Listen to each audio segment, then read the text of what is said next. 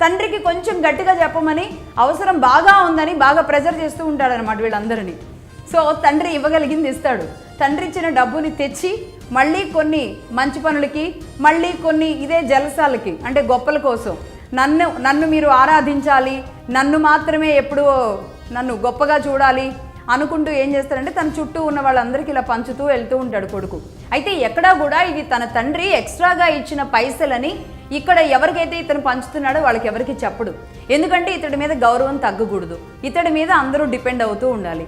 మళ్ళీ తండ్రి ఇచ్చాడు అంటే మళ్ళీ తండ్రి గొప్పోడు అవుతాడు. కాబట్టి అందరూ కూడా తండ్రి ఇచ్చాడు అనేది, తండ్రి మళ్ళీ ఫ్రెష్గా కొత్తగా డబ్బులు ఇచ్చాడు అన్న విషయం తెలియకూడదు.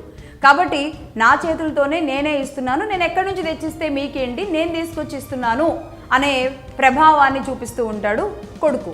సో కొడుకు మీద ఆధారపడే వాళ్ళు అందరూ కూడా కొడుకు గొప్పవాడు, కొడుకు మా కోసం చాలా కష్టపడుతున్నాడు అని వీళ్ళందరూ కూడా అదే భావిస్తూ ఉంటారు, చుట్టూ ఉన్నవాళ్ళు, అంటే అతని మీద ఆధారపడుతూ ఉన్నవాళ్ళు. ఇక్కడ దాకా బాగానే ఉంది. అయితే ఇక ఇంకో ప్రయత్నం చేస్తాడు చివరిగా. అదేంటంటే మళ్ళీ తండ్రి దగ్గరికి వెళ్ళి నాకు ఎవరో ఒకరితో అప్పు ఇప్పించమని అడుగుతాడు. తండ్రి వద్దు, అలాంటి అప్పులు అయితే మంచివి కాదు, అది ఎప్పటికైనా కొంప ముంచుతాయి అని చెప్తారు. అయినా సరే వినకుండా కాదు ఇప్పించండి, అప్పు తీసుకోకపోతే ఎలా ముందుకెళ్తుంది సంసారం అని ఏదో చెప్పుకుంటారు. చెప్పిన తర్వాత ఆ కొడుకుకి అప్పు ఇప్పిస్తాడు. సరేలే తీర్చుకుంటా అని అంటున్నాడు కదా అని ఒక రిఫరెన్స్ ఇస్తాడు తండ్రి. ఒక పెద్ద సేటు దగ్గరికి వెళ్ళి డబ్బులు తెచ్చుకొని మళ్ళీ ఖర్చు పెట్టుకోవడానికి, మళ్ళీ ఇదే ఒక లెక్క, ఒక పద్ధతి లేకుండా ఇదే విచ్చలవిడితనంతో వెళ్ళిపోయేలాంటి పరిస్థితులనే ఎంచుకుంటారు. కాబట్టి మళ్ళీ వచ్చిన డబ్బులు అట్లాగే ఖర్చు చేసుకుంటూ ఉంటారు. ఇంతకీ ఆ పెద్ద సేటు ఎవరో కాదు, RBI. ఇలా సేటు దగ్గర అప్పుల కుప్ప పెరిగిపోతూ ఉంటుంది. వాళ్ళకి వడ్డీలు కట్టుకోవడానికే సగం జీవితం, ఈ వచ్చిన డబ్బులన్నీ, ఈ 30 ఎకరాల ద్వారా వచ్చినవన్నీ కూడా ఈ అప్పులకి వడ్డీలు కట్టడానికే సరిపోతూ ఉంటాయన్నమాట. సో ఇది ఒక రకమైన స్టోరీ. అంటే రాష్ట్రాల్లో ఉన్న ఏ పార్టీ చేసే పనైనా సరే ఇదే విధంగా ఉంటుంది.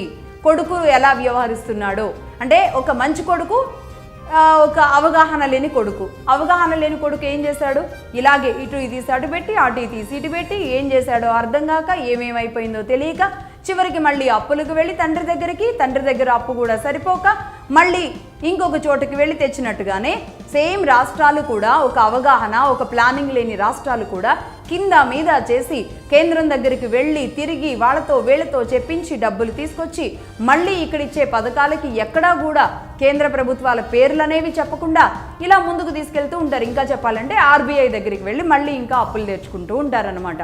అంటే ప్రతి ఒక్కరికి అర్థం అవ్వాల్సింది ఏంటి అంటే, ఒక తండ్రి కొడుకులు, ఒక ఉమ్మడి కుటుంబం విభజన జరిగిన